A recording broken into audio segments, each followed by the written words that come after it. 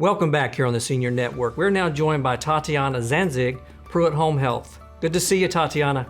Good to see you as well. Well, tell me, it's been a while since I've seen you. I know you're very busy. What's going on at Pruitt?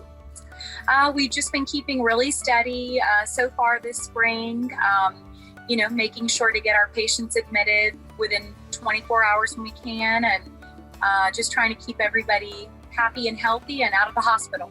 And I know you guys, we work with a lot of the same referral sources. It sounds like everyone's a little busy right now. Yep, I think everybody's pretty steady, and we're all just doing our part, trying to keep the community healthy. Right.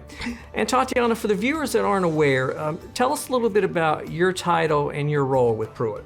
Sure. So I'm a community relations representative, and I kind of act as a liaison when we get a referral for a patient that may have just been hospitalized or undergone some type of procedure, or maybe even just had a bad fall or anything like that. We kind of get looped in, and we work towards getting the patient admitted to home health, where a clinician comes into the home and helps the patient really with whatever they need, whether it be nursing or therapy.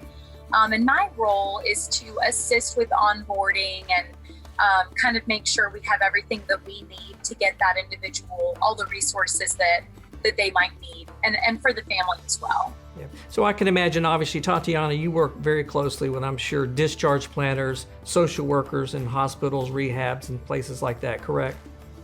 Oh, absolutely. We really try to keep the line of communication open with all of those individuals. So. Yeah. You had mentioned prior to the show, which I was unaware, next month you mentioned is Stress Awareness Month. Is that correct? That's right. There's going to be a big focus on stress health.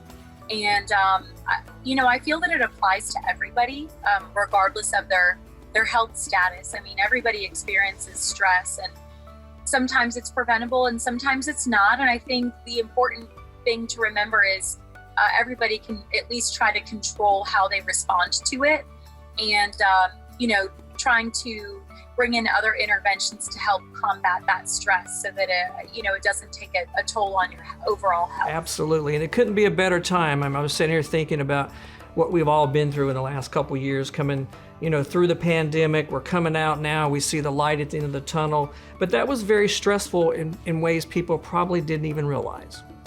Absolutely, and we continue to hear these horror stories with COVID, and these families that are suffering these losses.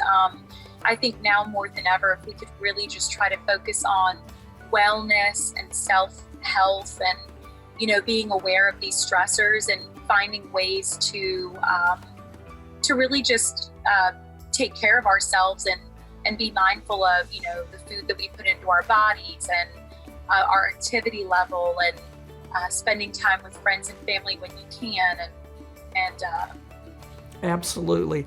And for the viewers that may not be aware, tell us a little bit what that onboarding process, if someone is say in a hospital setting, they're coming out, they want to go home, they want to have, obviously home health, and you mentioned onboarding. Kind of tell us a little bit about what would they expect in that? What does that look like?